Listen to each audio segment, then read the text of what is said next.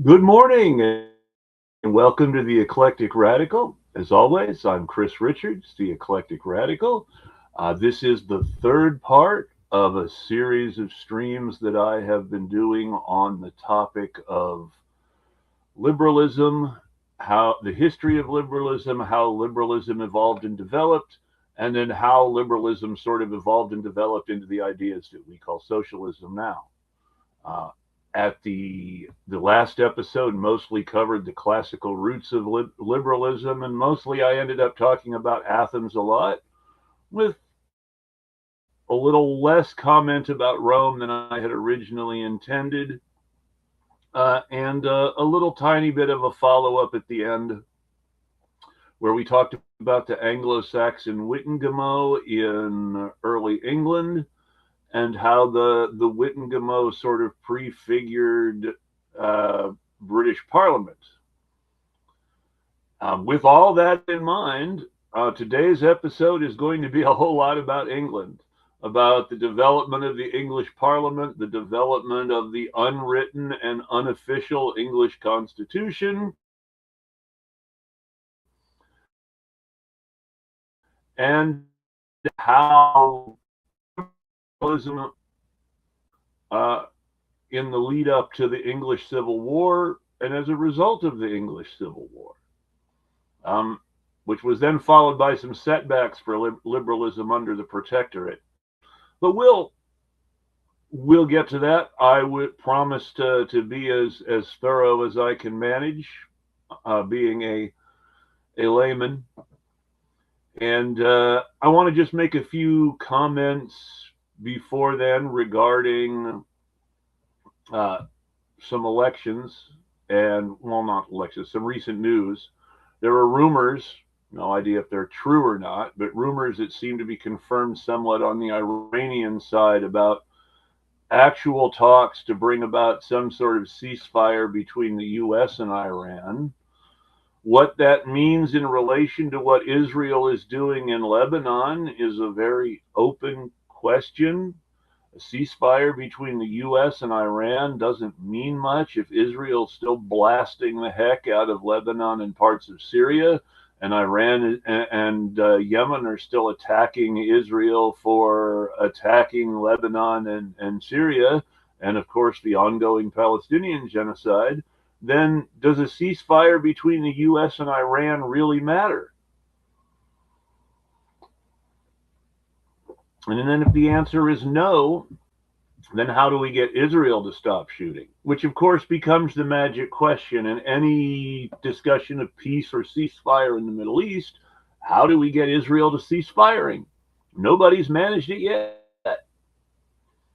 So, with that in mind, I think it's important to understand that despite a certain amount of optimism over these talks being real, the question then remains, is Israel going to be bound by whatever the U.S. agrees to? And is the U.S. going to make sure that Israel is bound by whatever they agree to? Never has before, but I suppose anything's possible. Uh, we have, of course, congressional elections coming out. A lot of the primaries have been run.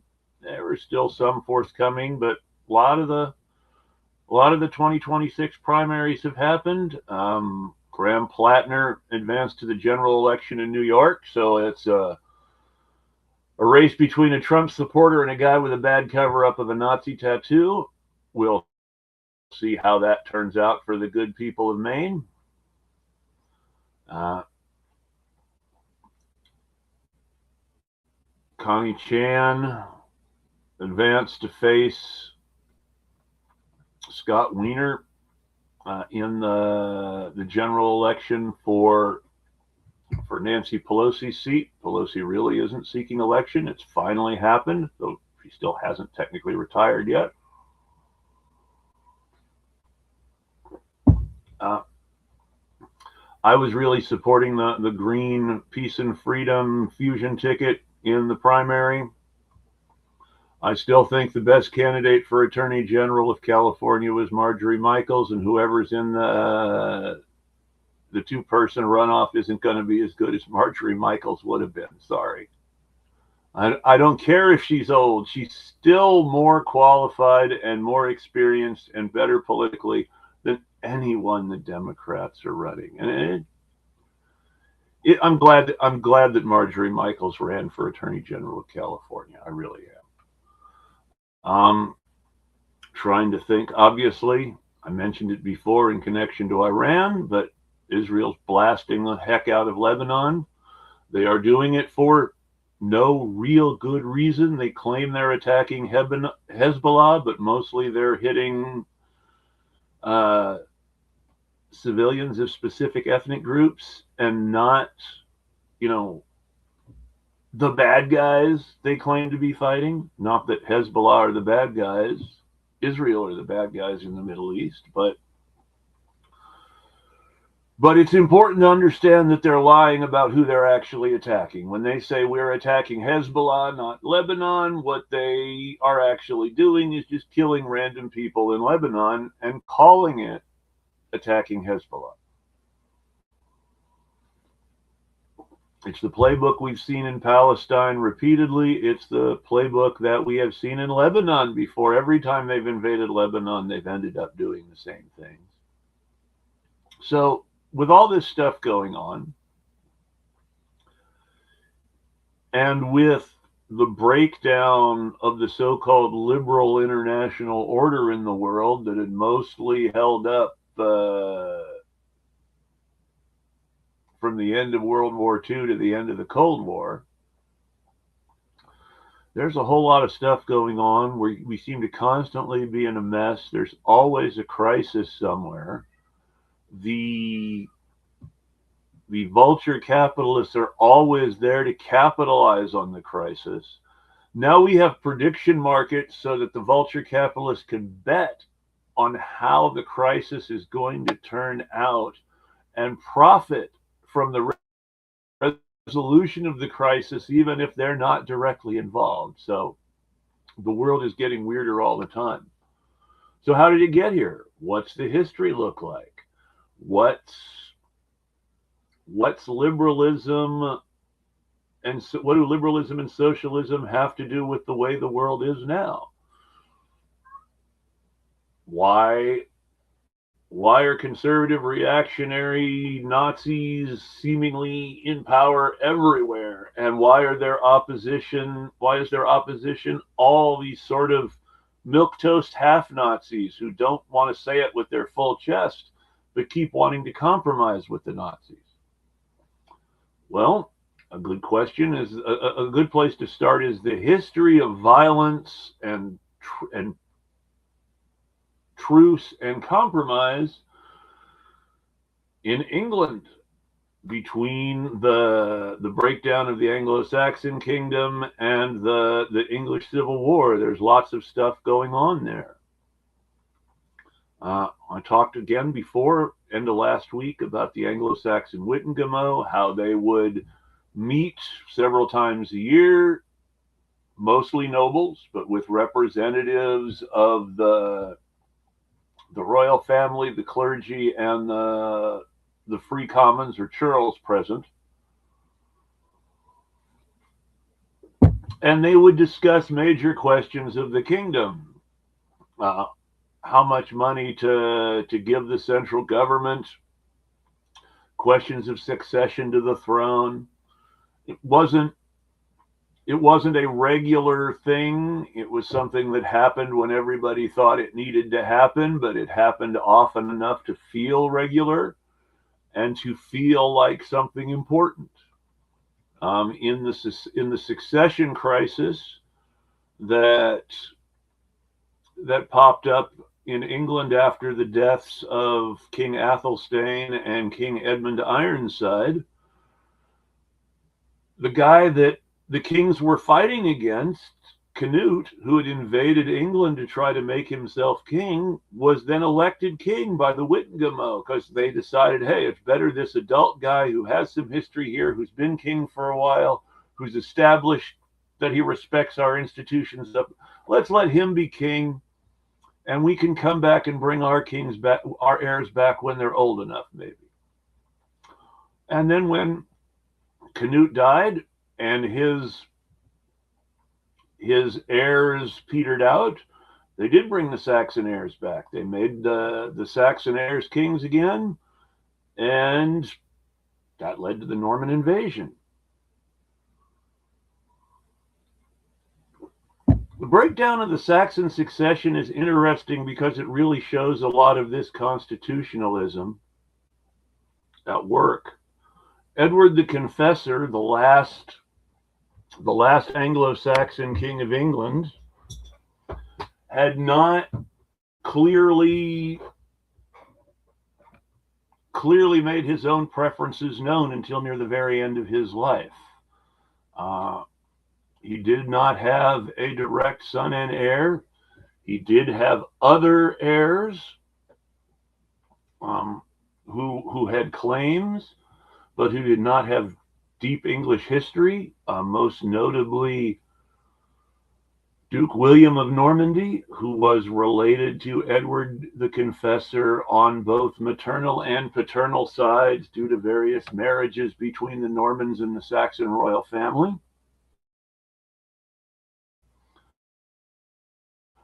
There was who also had claims through various Saxon relations in the Danish royal family. And of course, he was the ultimate heir to Canute in Denmark, and in Norway, and wanted to be the ultimate heir to Canute in Denmark, and thought he had a claim to the English and Danish thrones.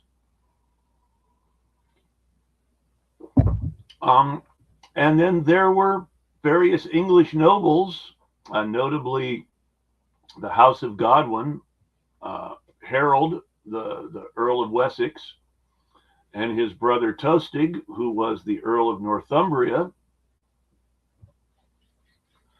And nobody really knew what was going on. They held a Wittengemot to decide who the next king would be. And Harold became King Harold largely because he was the one who showed up. And because he showed up and got everybody's support and politicked at the Wittengemot, he was essentially elected king. The Saxons said, this is going to be our guy. At which point, Norway and Normandy both declared war on England, saying their rulers were the rightful kings. And Tostig, after initially supporting his brother, was then removed from the earldom of Northumbria because of a combination of power politics and making himself personally odious to the Northumbrians. And he was replaced by a new earl, at which point he defected to the Norwegians. And Norway and Normandy both started getting ready to invade England. Harold started organizing a defense. And then in a very close race to see who got there first, Harold Hardrada of Norway beat William of Normandy to England, successfully joined forces with Tostig, defeated the new Earl of Northumbria, Morcar, in battle, and successfully seemed to take control of Northumbria. No, this is Harold Godwinson of England and Harold Hardrada of Norway. We've already sort of gotten past Harold, the King Harold of England. It's hard to keep the Harolds apart, though. Harold Harefoot was the heir to Canute, and then Harold's brother Hartha Canute succeeded him. And then there was Harold the Saxon, and then, of course, Harold Hardrada. And there's a great speech. Tostig supposedly sent a diplomat to the English court to talk to his brother. He said, "What will you do for me if I lay down my arms and return to your and recognize you as the king?" And King Harold said, "You'll have a brother's love and the fair kingdom of and the fair earldom of Northumbria as you had it before." And then Tostig's ambassador said, "Ah, and what of my master's ally, King Harold?" To which the other King Harold, it's so confusing, I know. The other King Harold responded, "Well, I can give him 6 feet of good English ground. Or, since he's said to be a giant, maybe we can manage 7." And this was considered extremely macho. Every single person, every single English historian who's ever talked about this succession mentions this exchange. It may have never happened. It may have been created for a novel called Harold, the Last King of the Saxons, which was written by a Whig parliamentarian who also wrote sci-fi. But that aside, it may not have ever been said, but it's been quoted ever since that first novel was written. Lots of people have repeated it, and it's very macho. It sounds great. What's more, he backed it up. They won a battle at Stamford Bridge. They wiped out the Norwegian army, and both Harold Hardrada and Tostig were killed in the battle. Really badass.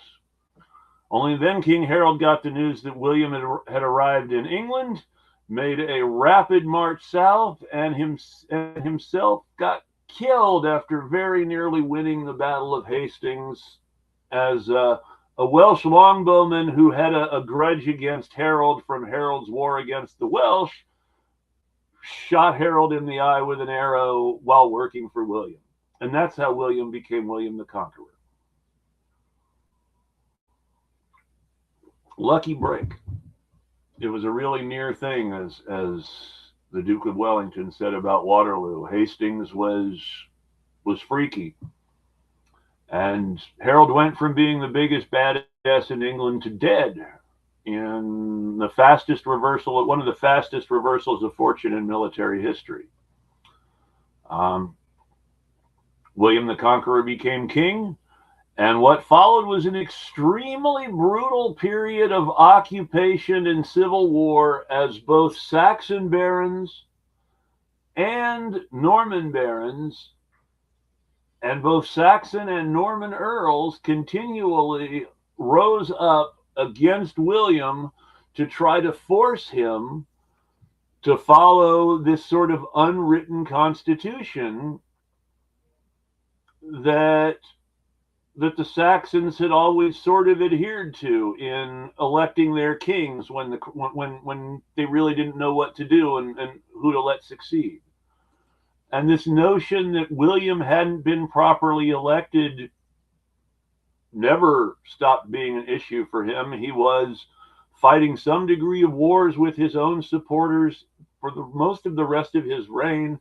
He was building castles, replacing earls, giving his barons control of these important castles because he couldn't trust his earls. It was a mess. A fun fact is that the stories of Robin Hood resisting a brutal tyrant originally come to this era of William the Conqueror, and the later attempts to adopt it to the Angevins never quite ring as true as the idea that Robin Hood was resisting William the Conqueror in a period of what was considered an illegal monarchy, so to speak, a tyrant, to visit that term from classical Greece.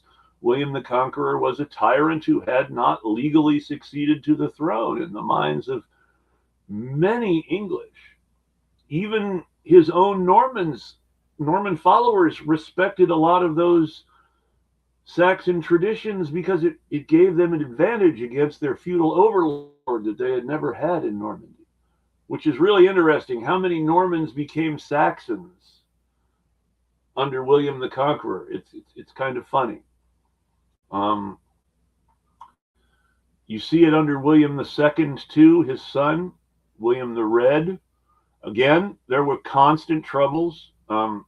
William the Red was actually the one who wrote the forest laws, which were the excuse in the later stories about why Robin Hood was an outlaw. So again, this early Norman conquest period is more important for the Robin Hood stories than the actual period in which the Robin Hood stories are finally set in this modern tradition. And William II is killed in a hunting accident, may have been assassinated by a secret agent of his brother Henry. And Henry I of England then undertakes this major political project to legitimize the Norman rule of England by doing all the constitutional things he's supposed to follow Saxon law.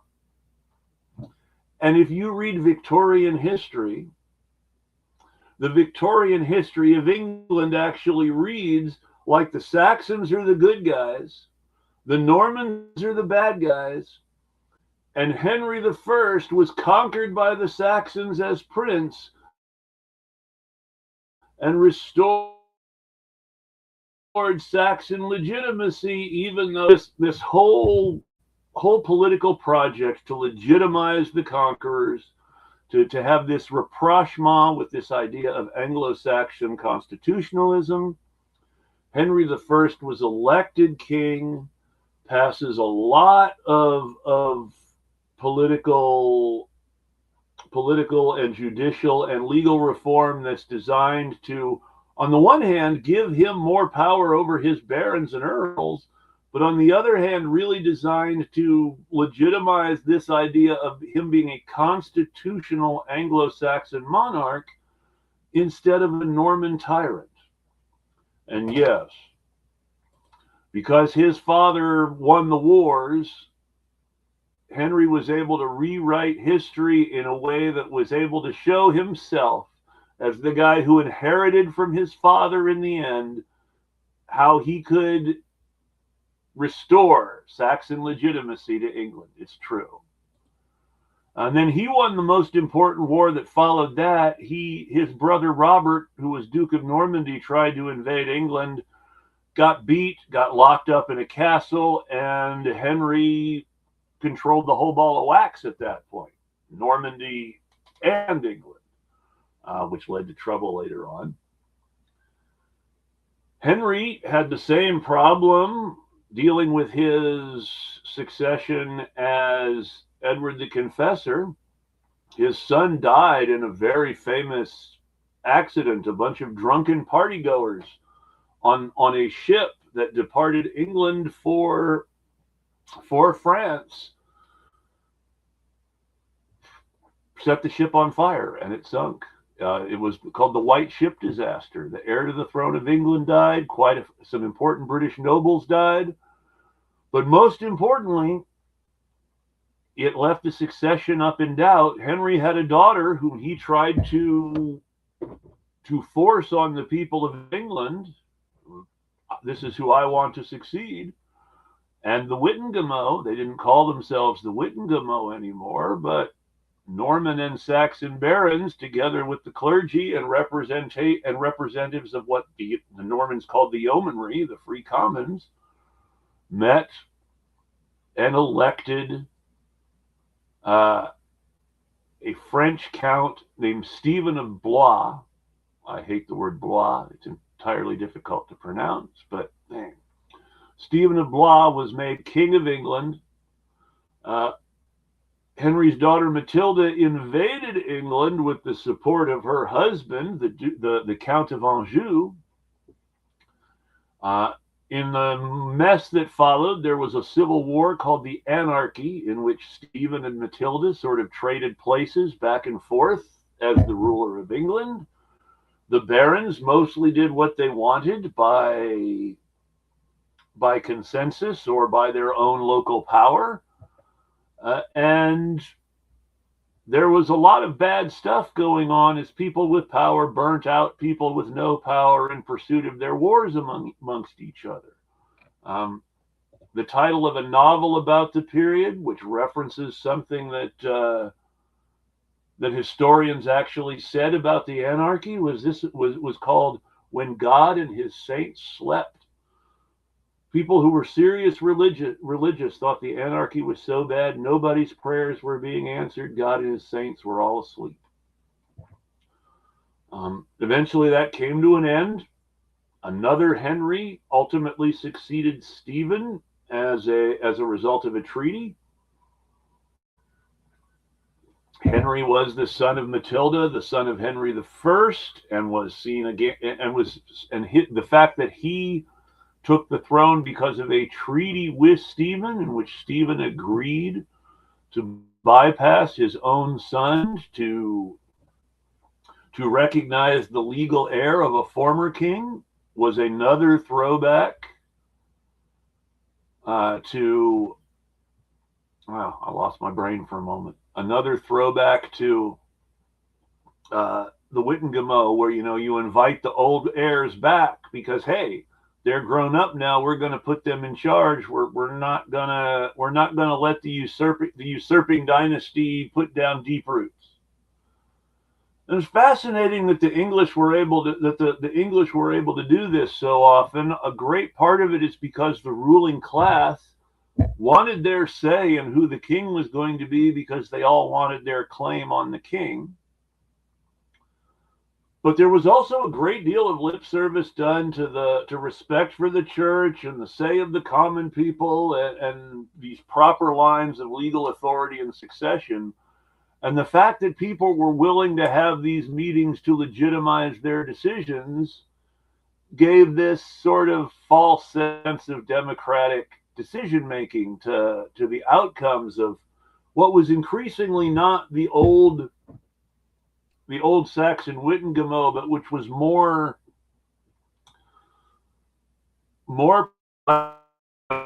all about, like Natalie is saying right here, politics. This is the ruling class making consensus decisions about how they're going to be ruled. And divine right doesn't actually come into it in England for many, many years. No one really talks about the divine right of kings under the Angevins or their more English heirs.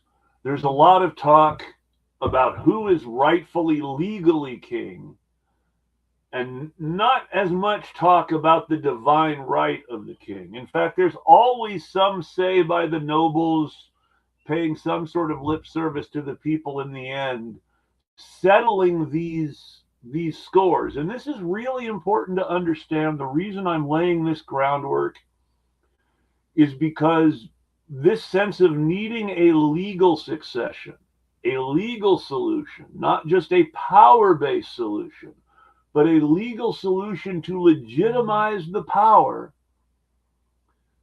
is important to this history of liberalism.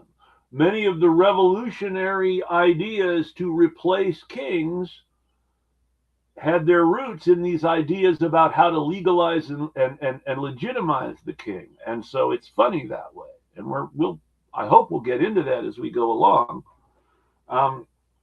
The Angevins had a bunch of wars with France, but more importantly, they started to have trouble with their barons.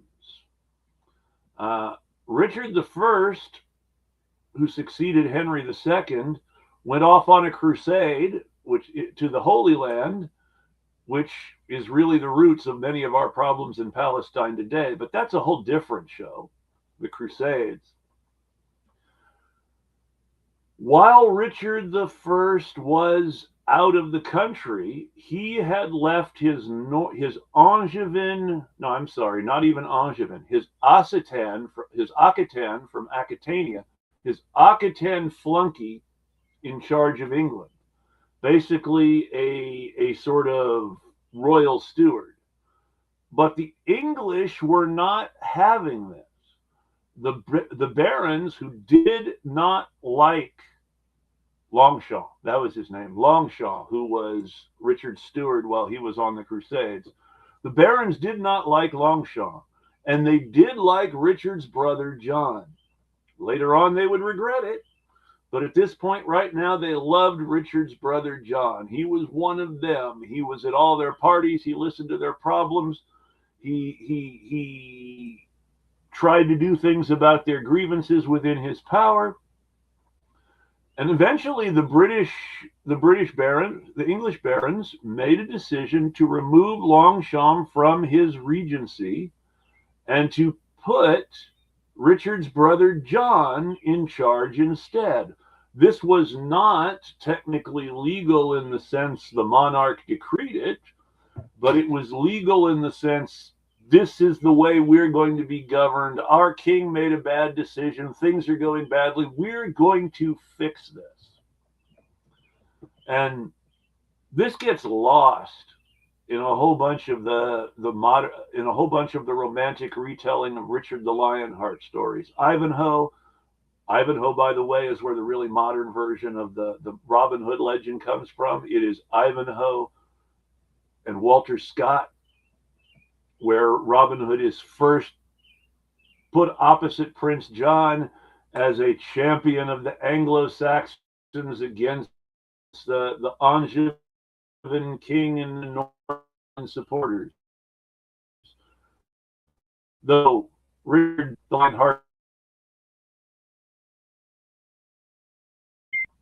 I've never completely understood Richard the Lionheart as an Anglo hero in Ivanhoe. But again, it's easy to be popular when you're not there and your brother was a bad king later. But at the time, Prince John made nice with the nobles, ran things the way they wanted, and generally was popular and supported for most of this period. When Richard finally came back, the decision to support the king was more, he's going to kill us all if we don't support him, than any real dissatisfaction with John or love for Richard. And the English barons sided with John against Richard's nephew and chosen heir, Arthur of Brittany, after Richard got himself killed fighting in France after only being in England a few months.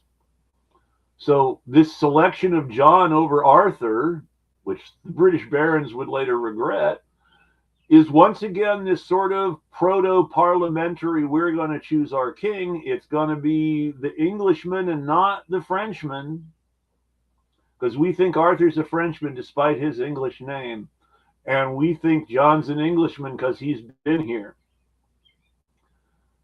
And this led ultimately to the Barons' Wars. The Barons' Wars are very important to the development of liberalism because they give us two things. First, they give us the Magna Carta. And second, they give us the official form that we see now of Parliament as a governing body. Up until King John, and really including King John, Parliament is an unofficial leftover of the Wittengemot. Parliament is when the barons and some representatives of the clergy and some representatives of the free commons all come together, and the barons make decisions and allow the commons and the clergy to sort of legitimize them. Like we were talking with Natalie before, this is where the politics happens. And these politics are important. John is installed as king. John is resistant to his barons' rule, and his barons rebel against him. This leads to the first baron. This leads initially to John getting together a big army, catching his own barons by surprise before they can get their forces together while they're still meeting, and holding this sort of armed constitutional convention where he tells the barons, I'm going to be your king. You're going to recognize me as your king. And these are the rights that I agree to give you against the king, as long as you understand that I'm the king and you don't rebel against me. If you actually rebel against me, some of these rights are going to go away. This was not a popular sentiment. We see the Magna Carta today historically looking back as this great popular uprising where the barons and the people dictated to John, and it's this important moment in democratic history that's very much a part again of this idea of the Whig history of England. That the Magna Carta is this great moment where the barons force John to do their will, but the actual fact is it's a moment where John was forcing the barons to do his will and giving them a set of rights to legitimize it, forcing them to legitimize him. Yes, the Magna Carta is marketing at the point that John sells it to the barons, and it doesn't even matter. John isn't even thinking about it when the First Barons' War actually breaks out, because the barons decide they don't want him to be in charge. When the First Barons' War breaks out, John wins, but dies after winning. And the result is that his son Henry becomes King Henry III. A regency is installed. That regency sort of tends to run things to please the barons until Henry III grows up. And when Henry III grows up, and it's during Henry III's rule that we start to get the idea of Parliament, as the regents start to call it fairly regularly. They start to call the Parliament fairly regularly because they're not the king. They are regents, and they want to legalize everything they do. So Parliament starts to be an institution in order to legitimize the regents. Later on, Henry III uses Parliament to legitimize himself and throws out the regents, beginning a period of, yes, this is Henry III. He was an awful ruler, kind of a good guy in a personal sense, but an awful ruler. If you read the modern version of the Robin Hood legends, the king you actually see the most in Robin Hood is Henry III. Henry III is depicted as a bad king, a party guy, a guy who charges a lot of taxes to maintain his own lifestyle, but who kind of likes Robin Hood and makes friends with him and promises not to hunt him anymore. Though that promise gets broken several times for a variety of reasons, because Henry III breaks all his promises. This is the important thing to understand about Henry III.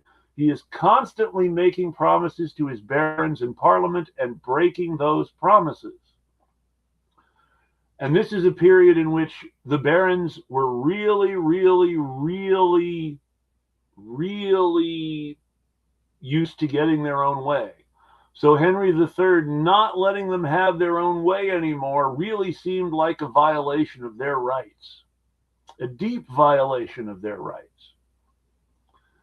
And because they saw their baronial privileges as this set of firm rights, they held up the Magna Carta, which hadn't mattered for many years, and said, these are our rights, and started the Second Barons' War. The Second Barons' War is important because Henry III loses,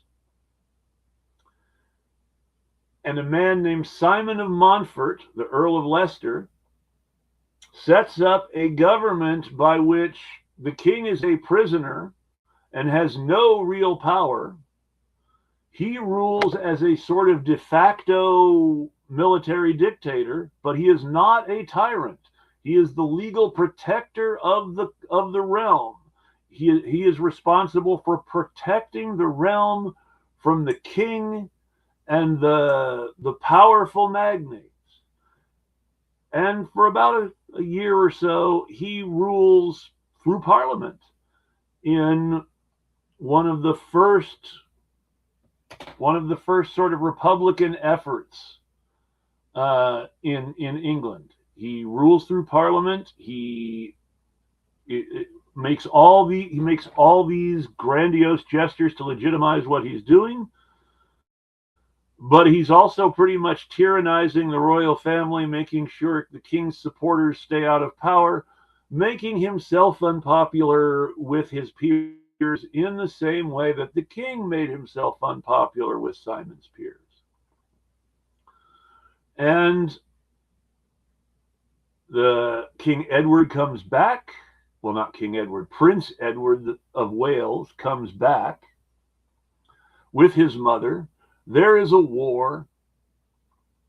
Simon of Montfort is killed in battle, and the King Henry III is taken out of prison, put back in power, and then dies, and is succeeded by his son, who is dominated by a regency controlled by his mother until he rebels and takes power again. And in the rebellion of Edward I against against his mother's regency, Parliament again becomes important to legitimize Edward I kicking out the regents, chopping off his mother's boyfriend's head, and making himself the firm king. At which point, the Magna Carta disappears again for many, many, many years, and Edward I becomes the absolute brutal strongman of the British Isles, leading to war in Scotland, war in Ireland, massive, massive, massive power and prestige for the British crown, influence, wealth, the memory of the first being a great monarch, and a whole shit for the Scottish and you don't see real rebellions against Edward I in England because he's such a strong king that no one really feels safe rebelling against him. His wars in Scotland and Ireland are an outlet for the barons who would otherwise make trouble for him. If your barons are busy occupying Scotland and trying to conquer Ireland, they're making less trouble for you. He did have to deal with revolutions in Scotland. William Wallace, if you ever saw Braveheart. But he didn't really have to have much trouble with the English. His son did. His son, Edward II, was deposed by Parliament. Parliament was still a thing. Parliament became important. When you had a weak king, Edward II was not as strong as his father, who rules through favorites and isn't very good at playing politics. Parliament gets stronger. This is really the history of liberalism, as Parliament gets... This is true. Edward was 6'1", 6'2", which doesn't necessarily sound like a lot now, but was huge in those days. Richard III, who was considered a giant by everyone, was 6'3", and at 6'1" or 6'2", Edward was tall enough that people called him Longshanks. And because of the way he strode around doing things all the time, with his long legs and long strides, and didn't have to walk fast because his legs were so long. He was physically imposing. People were physically scared of him. He was also successful, and being successful gives you the magic touch. You win wars, people are less likely to want to fight wars against you. You conquer another country and give your barons someone to oppress, your barons are less likely to feel oppressed. He knew how to manage his barons by giving them Scots to fight. You see sort of this evolution of parliamentary government in Scotland too, because they're supporting William Wallace as Royal Governor of Scotland, while Edward Balliol is technically king but locked up in the Tower of London, and Robert the Bruce doesn't have any legal claim to the throne yet. So you see parliamentary institutions developing in Scotland at this period, sort of parallel to the English Parliament, because they need them, necessity more than anything else. After Edward I is followed by Edward II, as I said, who was not imposing. He found it, in fact, it was easy for people to impose on him. He grew up being scared of his father, and as king, as a grown-up and king, he was scared of people who reminded him of his father. He may or may not Yes, but that wasn't new either. Richard the First had extorted the Jews to pay for his crusade, and then given the people of England permission to massacre the Jews so there would be fewer people to pay back before he left. Uh, Edward the First was the one who officially expelled the Jews from England, though. That's a good point. Uh, Edward the Second, again, as I was saying, Edward the Second was not able to stand up to his barons. He tended to look for bodyguards to be buffers between him and his barons. These bodyguards tended to take the form of royal favorites who were more physically imposing than he was, and who his political enemies accused him of having lots of gay sex with, because that wasn't macho, and barons thought that the best way to make a king unacceptable was to express a lot of homophobia about the things he was doing with his favorites, whether it was true or not. We may never know whether it was true or not, but we know that the official gossip of the English court was that the king was having unmanly sex with favorites who were then being elevated over the king. This allowed people opposed to Edward II to oppose Edward II without officially opposing Edward II. He was deposed in favor of his son, Edward III. He was killed in prison, becoming the first English member of the English royal family to be suggested that he was drowned in a cask of wine. Later on, they would repeat this charge a few times against a few other murdered British royals, but he was the first. Edward II of England was the first British royal to allegedly be drowned in a cask of wine. The story later on attached itself to the Duke of Clarence as part of the propaganda against Richard III, but he was the first. And since I mentioned Richard III, what matters coming up next is that Edward II's son was Edward III.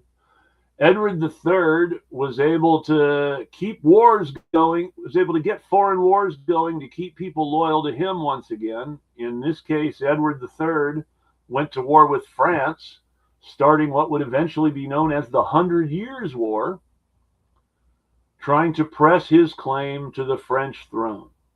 Now, the 100 Years' War is important because of what happened in England as a result. Edward III had lots of kids, lots of legitimate kids. And his oldest surviving son died while he was still king. He was very famous, the Black Prince, Prince Edward. There was a famous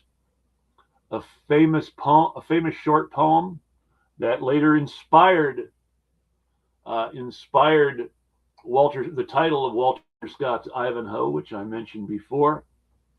The Earl of Hampton, who was a military officer in the English army, was playing tennis with the king. Well, not the king, with the Black Prince, Prince Edward. Smacked him with the tennis racket because he lost a point and got angry. And after smacking the king with a tennis racket, when really the king could have chopped off his head then and there, the king just took a bunch of lands away and said, hey, I'm going to make myself rich and forget it. Not the king again, I keep saying it. The Prince Edward, the Black Prince. I don't know why I keep using his father. Prince Edward said, hey, I'm going to talk to my father. He's going to take a bunch of your land away and give it to me. And then we'll forget this happened. And the three baronies that he gave away were the castles of Tring, Wing, and Ivanhoe. And so the little doggerel went, Tring, Wing, and Ivanhoe, Hampton did forgo for the striking of a blow, and glad was he to escape so. Because again, you smack the prince with your tennis racket, he could chop off your head. Who's going to say anything? That's the sort of guy Edward was. He died while his father was still alive. And as a result, his son took the throne as Richard III over all his older uncles, and his oldest surviving uncle, John of Gaunt, the Duke of Lancaster. Lancaster. Hey, there's that Lancaster. Richard II, actually. This is Richard II. Richard III is because of Richard II. If I said Richard III, I misspoke. This is still Richard II. Richard II is most famous because of Shakespeare. And Shakespeare writes the play Richard II about how Richard II died. Richard II didn't have a good foreign war going. He got stuck in problems with his barons, but more importantly, it's under Richard II that the British peasants are fucking tired of it. Richard II, the regency of John of Gaunt goes so long, and the barons have so much freedom that the English peasants form their own army, elect two leaders, Wat Tyler and John Ball, and march on the royal court. Now, why is this important? This is important because this revolt is not against the king, but against the barons. The elected leaders of the Peasants' Rebellion call upon the king to protect them from the barons and march on the royal court to force the king to take custody of the king and put him in charge so they can get justice against the barons. This is a very complicated rebellion. It's confused. Their political goals are perhaps less than they should be. And yes, this was during the pandemic. There was a plague going on. People were dying left and right on top of everything else.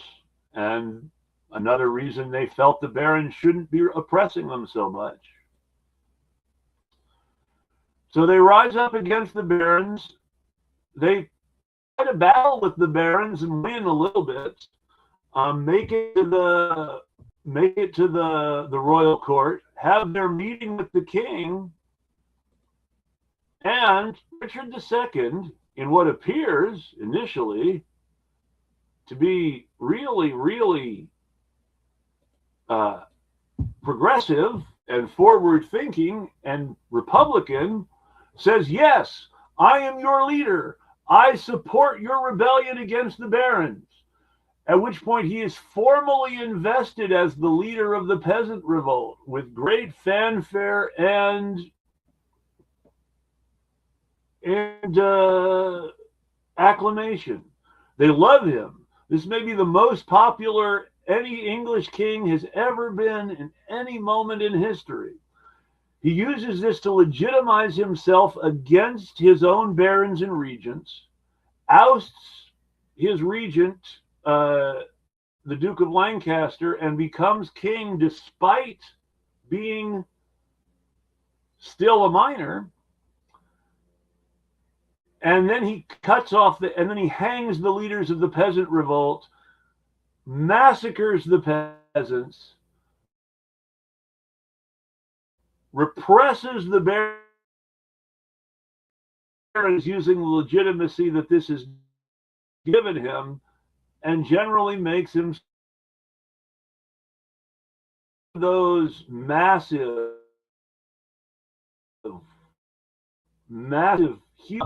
he goes from being the most popular king of England ever to the most hated man in England ever. King or not. There is a duel scheduled to be fought over his legitimacy between his champion, the Earl of Mowbray, and the Duke of Lancaster's son, Henry, Earl of Bolingbroke. Henry, Earl of Bolingbroke, fight to protect his father's honor against smears by favorite. The king says, and Mowbray takes a crusader's oath and goes to the Holy Land, where he proceeds to die, whereas Bolingbroke goes to France and proceeds to suck up to the King of France until such a time as Richard's unpopularity reaches critical mass. Bolingbroke's father dies, and Bolingbroke returns with an army saying, "I'm just trying to safeguard my Duchy of Lancaster." This return becomes a war with the king, in which the king is taken prisoner, and Bolingbroke becomes King Henry IV, is legitimized by Parliament. Richard is delegitimized. Henry IV is elected king by Parliament despite there being better legal heirs according to the official way of doing things. And his uncles sort of allow themselves to be politically sidelined for the good of the realm, and because they don't want their heads chopped off if he remembers they're still alive. Henry IV doesn't have a lot of trouble with adherence to the late king.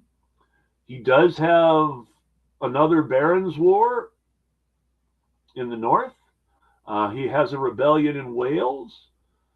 His barons have lots to do to fight against them. He's generally popular. His rule is seen as collegial and legal. Like Henry I, he's given a lot of respect by lawyers for his careful attention to the legal niceties of his reign. He does a lot to legitimize himself. Meanwhile, his son, Henry V, makes himself very popular with the common people to a degree that many nobles see as suspicious. But by making himself popular with the common people, is able to ensure a smooth succession. And when his father dies and he takes the crown, it's not too difficult.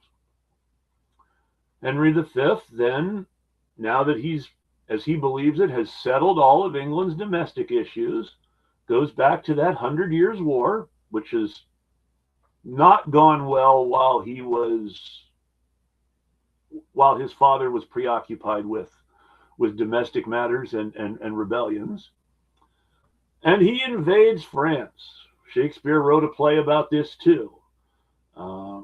Lots of great speeches, lots of great action scenes. Henry V wins big battles. Henry V becomes the most popular king of England since Richard II, just before he screwed everyone. And then on top of that, has the good grace to die while he's still popular, thus dying while he is still beloved. Something that not every English king managed to do. Of course, it meant he died young. His son was a minor. His wife was French and sleeping with a Welshman, but that's a whole nother story, though it would be important later. And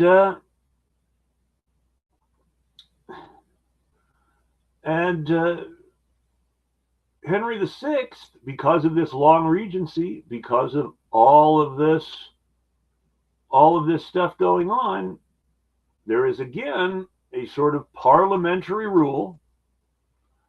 And as people form governments, the original regents being killed by the barons for being oppressive, the new regents being deposed by the king's cousin, Richard, Duke of York, There it is, Lancaster and York. Anybody know what's next? And the king then eventually coming into his majority and taking power, but primarily being dominated as king and by his half-brother,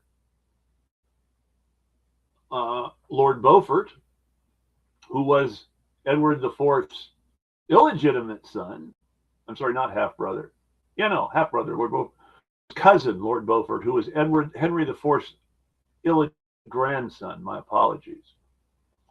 So the Beaufort cousins profit big off Henry VI's kingdom, and they're doing so well that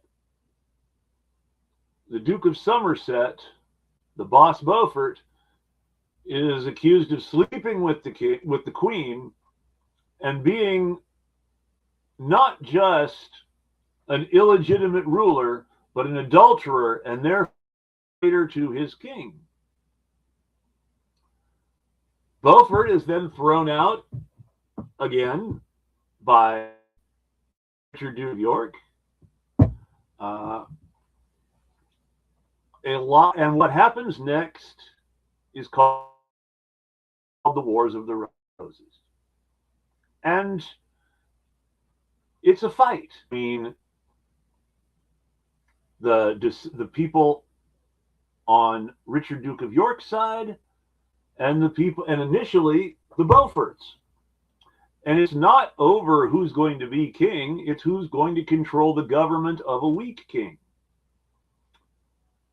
At one point, Richard, Duke of York, like Simon de Montfort before him, supported by the military power of the barons and the legal devices of Parliament, is declared protector of the realm, put in charge of a government, and given physical charge of. We're at King Henry VI now. King Henry VI, and the Wars of the Roses are so messy that Shakespeare had to write 3 chapters of King Henry VI, Volume 1, Volume 2, Volume 3. For people who are familiar with Shakespeare's Richard III, Henry VI, Volume 3 really sets up Richard III, and you almost have to know what happens in Henry VI to understand Richard III. So, long story short, the Duke of York is killed by the Queen of England. The Queen of England, the King of England, and the Prince of Wales are all killed by the Duke of York's son, Edward, and Edward becomes King Edward IV. And that's most of the Wars of the Roses, but it's not quite over yet. King Edward's buddy, Prince Warwick, the Earl of Warwick, who made him king, or so he thinks, is very offended when King Edward, rather than making any sort of political marriage that would be good for the throne, secretly marries a divorced woman about 10 to 15 years his senior, who already has a son his own age. Catherine Woodville. This becomes a huge scandal. The king is marrying a politically unimportant divorcee, and Warwick wasn't having it. Warwick was so pissed by King Edward IV, King Edward IV's marriage, that he revolted, briefly put Henry VI, who hadn't been killed yet, back on the throne, only to lose and be killed along with Henry VI and the Queen of England. And Edward has 2 sons, but a busy recreational life. He's considered a party animal again. He's also considered a good king, unlike previous party animal kings.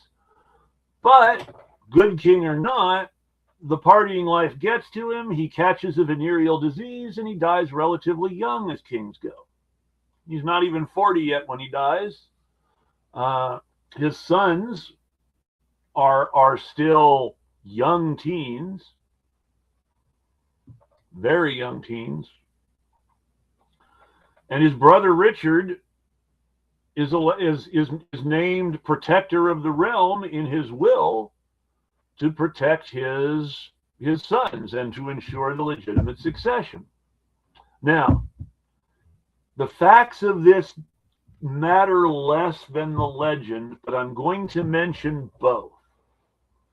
The legend is that Richard III was a horrible person who wanted to take power. Anybody who's read Shakespeare knows this one.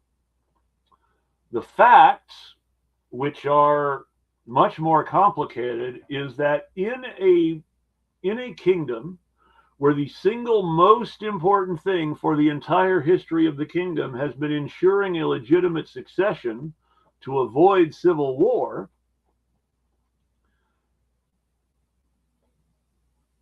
royal protector of the realm Richard, Duke of Gloucester, discovers that due to legal technicalities in the marriage, King Edward IV's sons, King Edward V and Richard, Duke of York, might be royal bastards and not legal heirs. And because he does a few things. He gets married, his wife has a kid, his wife gets pregnant, and he declares himself king. He declares himself king because he's clearly legitimate. His nephews may not be, and he's trying to protect that legitimacy. Except someone extremely illegitimate is waiting in the wings and doesn't care whether Richard's legitimate or not, because he intends to be king despite being a bastard. Now, this is the future Henry VII, Henry Tudor, whose history is fascinating. His father was a Welshman named Edward Tudor, who was allegedly the bastard son of the Queen of England and a Welsh nobody named Owen Tudor. Queen Catherine was actually locked up in a castle to keep her away from Owen Tudor for the entirety of her son's of the regencies for her son, no matter who was in charge. Owen Tudor's son Edward had a son, Henry. And Henry, through his mother, was an heir to the Lancastrian claims. I'm the real heir to Henry VI. I'm the best you can do. His mother, who was very, very, very important and busy and active on his behalf, since it was really her claim that we're talking about here. His mother makes a bunch of political deals and marries Richard III's ally, the Earl of Derby. And in the famous Battle of Bosworth Field, the stepfather of the guy that Richard III is fighting against, changes sides, brings his portion of the army over to Henry VII's side. Richard gets killed, battle is lost, Henry Tudor becomes king as Henry VII, and now Parliament's really important because his claim to the throne is an extremely tenuous one through his mother. There are at least 3 people alive who have better claims to the throne than him. He immediately kills 2 of them, of course. And then you have this whole power politic where the entirety of Henry VII's reign is establishing a really successful tyranny through the guise of parliamentary legitimacy, making sure that his son Henry succeeds him without any trouble, and making Henry obsessed for his entire life, because remember, every one of these awful things to happen in English history happened because nobody knew who the next king should be. He becomes obsessed with the succession and starts doing everything he possibly can to have a son, no matter how many women have to die. And now we've covered Henry VIII's reign in its entirety with that brief description. Henry VIII succeeds in having a son, Edward VI. But Edward VI dies young. He's born with congenital health problems because of his father's venereal disease. What is it? Both Henry VIII and Edward IV just had to catch venereal diseases that ruined everything, didn't they? There's something to say about, why it's better to be at least semi-responsible about some of these things. The best joke of all of this is that 2 kings of England died of venereal diseases despite the condom having been invented in the 1000s. All they had to do was jack it up, but they were too worried about having sons.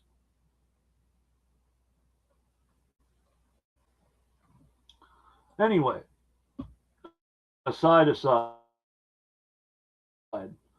Henry VIII's entire reign is Edward VI is succeeded by his older sister Mary, who because of religious changes that happened in the pursuit of trying to have a son and needing to have a few divorces,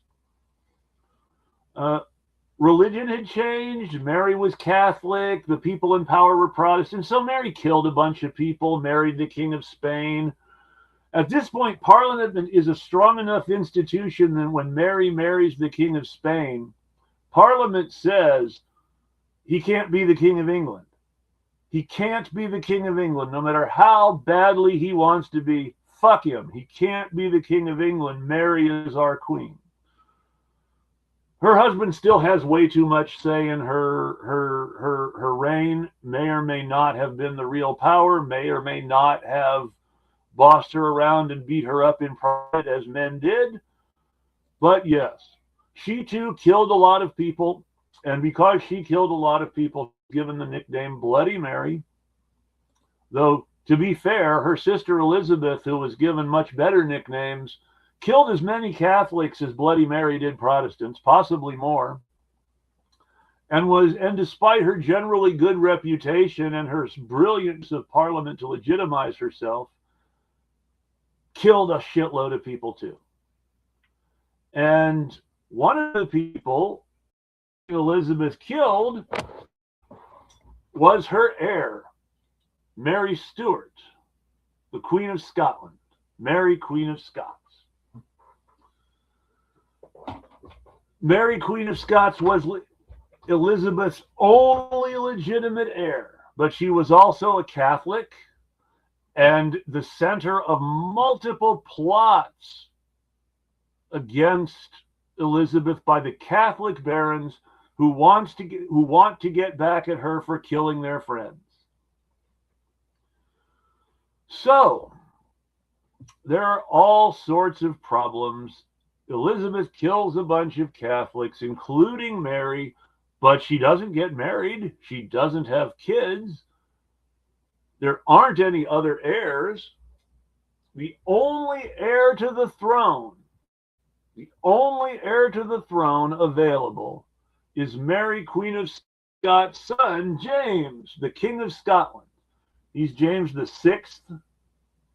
Yes, he's James the Sixth of Scotland, but James the First of England. And this is where the divine right of kings comes into it, Natalie. James the First was not English. James the First had never been to England.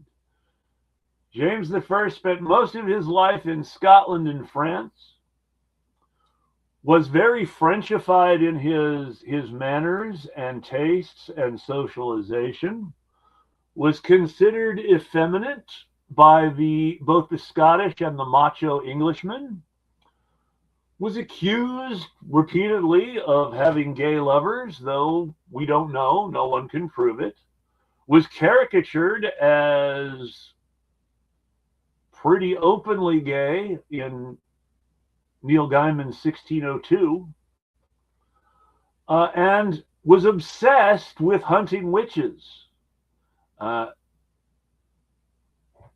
James the First, the biggest things that happened in James the First reign were all the witch hunts. But he was also obsessed with the idea of the divine right of kings. He was King of Scotland and England by divine right, which was something he had absorbed from his French cousins with all the time he spent in France before becoming King of Scotland. He did not get along with Parliament. Parliament did not like him. They were at constant loggerheads. But despite this, Parliament thought he was their only hedge against those awful Catholics. Now, he was half Catholic in his religion himself. James the First was by no means personally Protestant. He was very high church. The church services he attended in England were fundamentally no different than the church services that the King of France attended in France. The only real difference was that James' church services were in English as a sop to the English Protestants, and that James was officially head of the Church of England. But he was almost certainly what the English referred to as a crypto-Catholic. He was very hostile to the Scottish church and equally hostile to the English church, despite being in charge of it.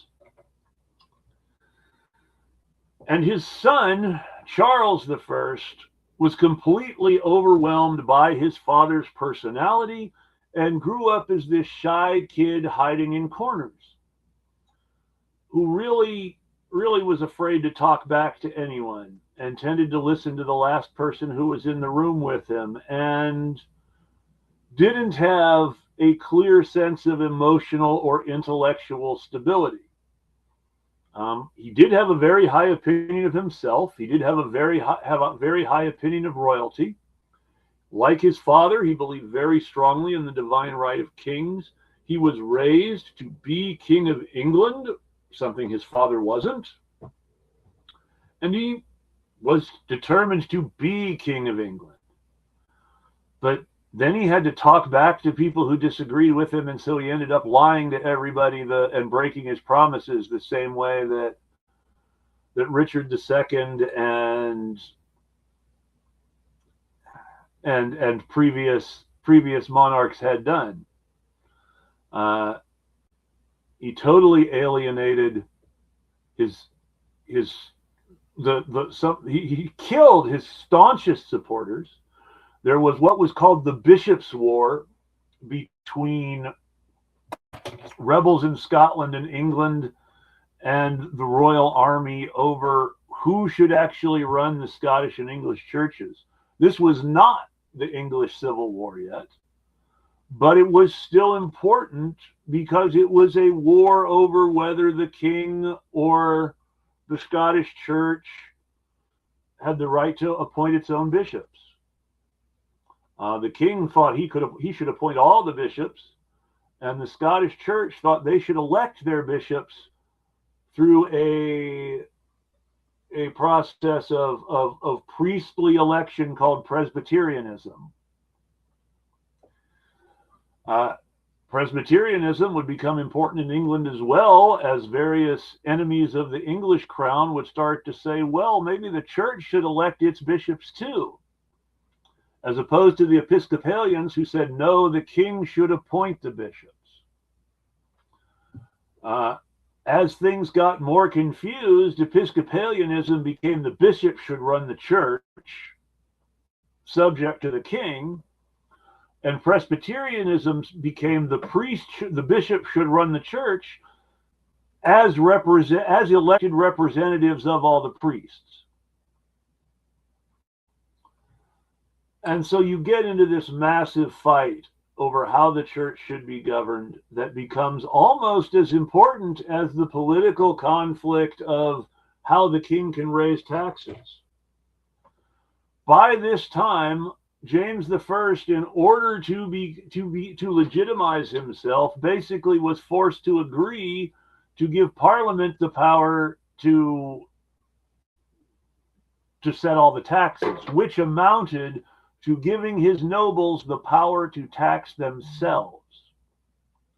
His nobles had the power to tax themselves on his behalf, and he could only raise money if they would allow themselves to be taxed.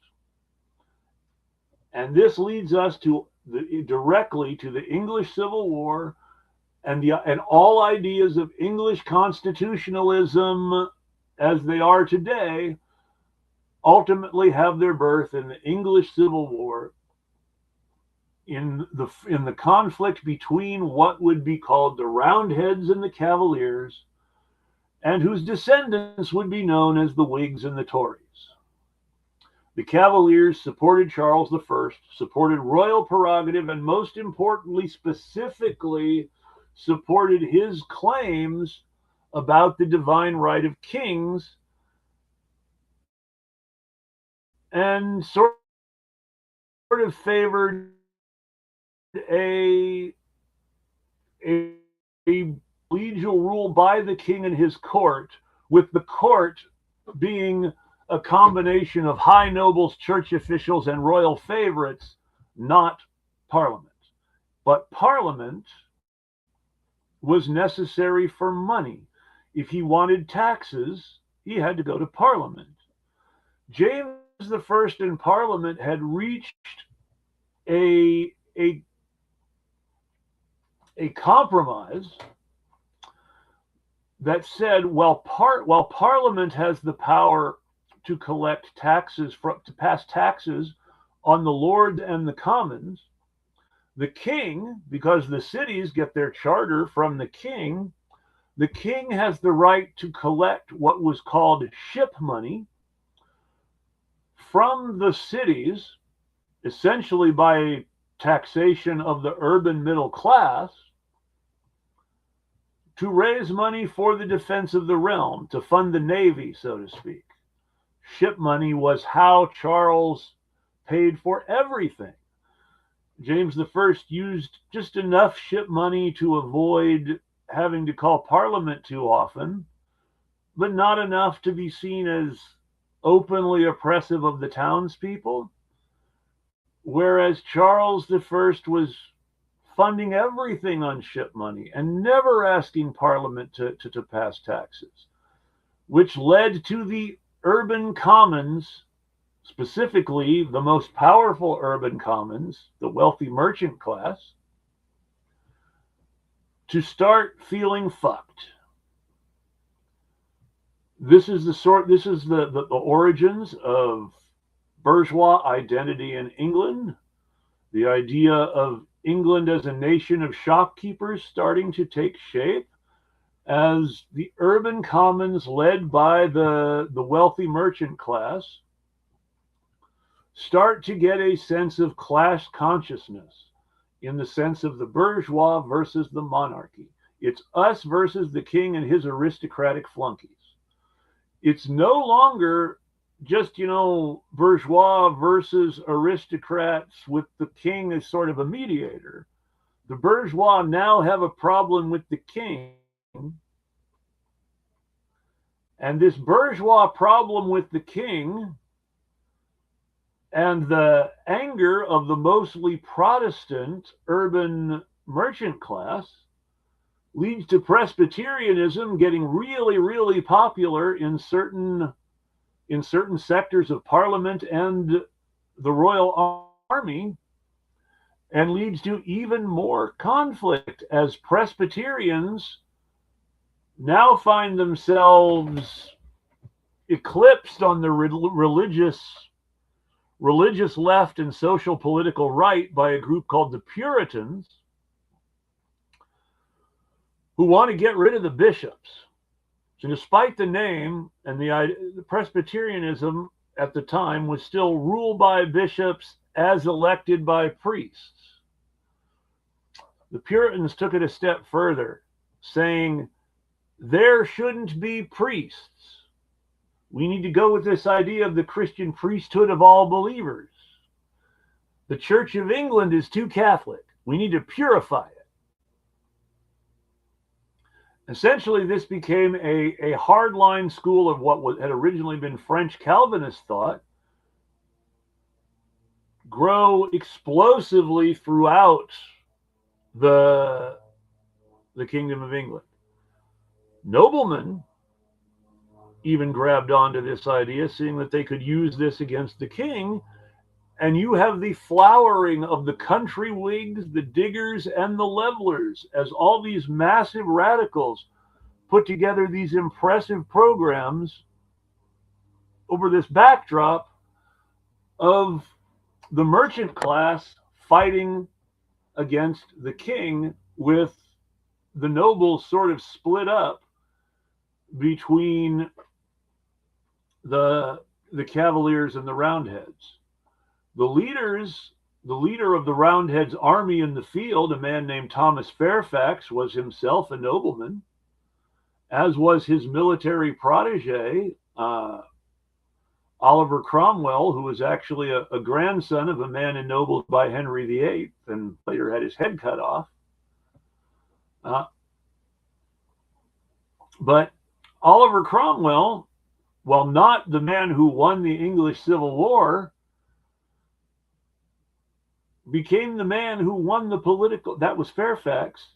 Cromwell became the man who won the settlement of the English Civil War through a series of military coups that put the army, which was now the purest expression of this middle class political thinking in the country, put the army in charge of the government, put Cromwell at the head of a putative republic in the role of Lord Protector, formally elected by Parliament, but put Parliament officially in charge. Unfortunately, Cromwell, like any good military dictator, didn't like Parliament any more than the kings had, and he started ruling as a military dictator, where the only difference between Cromwell and King Charles I was that Cromwell kept more personally austere habits and didn't wear a crown or sit on the throne. But he was king for the rest of his life to all intents and purposes. And it was Cromwell who gave voice to the political faction that said, we got to cut off the king's head and have us a republic, like the Romans. The country Whigs, who were the group who mobilized for the cutting off of the king's head, really had this idea of an aristocratic republic ruled by an alliance between the urban middle classes and great feudal lords on the model of ancient Rome. They wanted to establish a new Rome with Oliver Cromwell as their figurehead and chief magistrate and military leader. They wanted Parliament to have political power. The army in the end wasn't having that. The army ended up making Cromwell a dictator. When Cromwell died, the army briefly tried to make his son Richard a dictator. There's no number after Richard's name because he was Lord Protector and not king. But ultimately, Parliament legally brought Charles II back, and they dug up the bodies of Oliver Cromwell and all the people who had cut off Charles I's head and ceremonially cut their heads off, and then got around to cutting the heads off of the people, the regicides who were still alive too, and tried to establish a royal system built on the divine right of kings. Yet, Charles II never quite forgot the lesson. My father went too far and got his head cut off. I'm going to need to conform a little better. And so, under Charles II, while the king dominates foreign policy and does really weird things like make peace with Spain and France that the people don't necessarily like, Charles II mostly survives. Mostly, he does have to face the leftovers, the consequences of Presbyterians in Scotland. Because of the Puritans, Presbyterians have now decided we don't need bishops anymore either. We can run our own church. Fuck the king. And his brother James, the Duke of York, has to brutally repress a rebellion. His brother James is Catholic, spends years brutally killing Protestants in Scotland, and then becomes King of England in an era where, we don't really like, where the English aren't really happy about a Catholic king anymore. But they're not too worried because he has daughters, and his daughters are both Protestant, married to Protestant husbands. Nobody thinks it's going to be a big deal until he has a son. And when he has a son, two things happen. First, oh my God, we can't have a Catholic king. He'll take all our religious rights away. And has come back to the surface. And you have this huge flowering of liberalism where everything from the English Civil War comes into play in order to get rid of the king no one likes and who is now considered tyrannical without really having a war. I mean, it doesn't quite work. Instead, what they have is the Glorious Revolution, which, while historically called bloodless, actually consists of one sort of battle in England, some naval fighting, and then a really ugly long war in Ireland over whether they're going to be ruled by the real King of England, James II, or the new fake King of England, William III, the husband of Mary II, James II's daughter. William and Mary. William's biggest supporter is a Protestant exile in Amsterdam named John Locke, who writes a whole book based on all these ideas of how the government should be, how the constitutional system should work, and what rights the British should have. And really, in a way that really sort of does bring the urban bourgeois and the rural nobility together enough not to declare the republic that these theorists were talking about, but rather to put William and Mary on the throne in the name of Protestant freedom. And with William and Mary comes the English Bill of Rights, which is the predecessor and model for the US Bill of Rights. And with William and Mary comes the settlement, finally, of the English Civil War. We've now got an official dynasty in power. The Protestant Stuarts. William and Mary can have kids. Mary has a sister who's always pregnant. Eventually, one of those kids is going to live, right? And so everybody's hopeful for the future at this point. And they've got this nice, shiny Bill of Rights. The king will respect them. They won't have to kill him again. Other things were happening. Other things would happen. Lots of them would happen in places other than England. But this idea of the English Bill of Rights was fundamentally important to everybody who colonized America. And this notion of their rights as Englishmen was fundamental to the later conflicts between the leaders of Britain's American colonies and King George III. how did we get from William II to King George III? Well, that is a story for next week. That is the Hanoverian succession and and the American Revolution, which is going to be all sorts of fun. And that spills right into the French Revolution. So we may get started on that too, though that's also going to have its own episode. On that note, I want to thank everyone who stuck it out with me this week. This is the longest I have ever done a solo show, so this is a big deal. I want to thank everybody for watching. I will be back next week with the Hanoverian succession and the American Revolution. Also talk a little bit about the War of the Spanish Succession. That's important because it sets a lot of the rest of this up, especially Napoleon, and we're getting to Napoleon. Until next week, thank you for watching the Eclectic Radical, and I'll tweet at you.